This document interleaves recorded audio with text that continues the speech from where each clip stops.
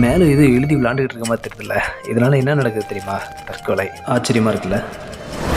உண்மைதாங்க. இந்த வீடியோவில் என்ன பண்ணுறாங்க அப்படின்னா, கடன் வாங்கியிருப்பாங்கல்ல ஏதாவது ஒரு தேவைக்காக, அவங்களோட வீட்டு சுவர்கள் போய் இவர் கடன் வாங்கிறாரு அப்படின்னு சொல்லி அசிங்கப்படுத்துறாங்க. இதனால் என்ன நடக்குது தெரியுமா? அந்த எளிய நபர்கள் இந்த அசிங்கம் தாங்க முடியாமல் வெளியே தன காட்ட முடியாமல் சூசைட் பண்ணி சாகுறாங்க. இதில் உண்மையாக நடக்குதான்னு கேட்டிங்கன்னா ஆமாங்க, உண்மையாக நடக்குது. உதாரணமாக புதுக்கோட்டையில் தன் பொண்ணோட கல்யாணத்துக்காக ஒருத்தர் 10 லட்ச ரூபா கடன் வாங்கியிருக்காருங்க.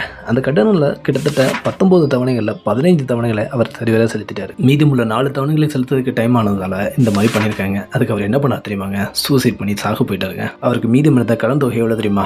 வெறும் 45,000. அதுக்கு அவர் கொடுக்க துணிஞ்சது அவரோட உயிர். சரி, இது எங்கேயோ எப்போ நடந்தது அப்படின்னு ஒதுங்கி போகாதீங்க. உங்களுக்கே தெரியும், உங்க வீட்டு பக்கத்துலேயே எத்தனை பேர் குள்ள கடன் வாங்கிட்டு வெளியே தலை காட்ட முடியாம வெளியில பூட்டிட்டு வீட்டுக்குள்ள வந்திருக்காங்க. இதுக்கு முடிவு கட்டுற விதமா நம்ம தமிழ்நாடு அரசு ஜூன் மாதம் ஒரு சட்டத்தை ஏற்றிருக்கு. அதன்படி இந்த மாதிரி தவறான வழியில கடன் வசூலிச்சா 3 வருஷம் அன்பெயிலபிள் ஜெயிலுங்க. இனியாச்சும் கொஞ்சம் தைரியமா இருங்க.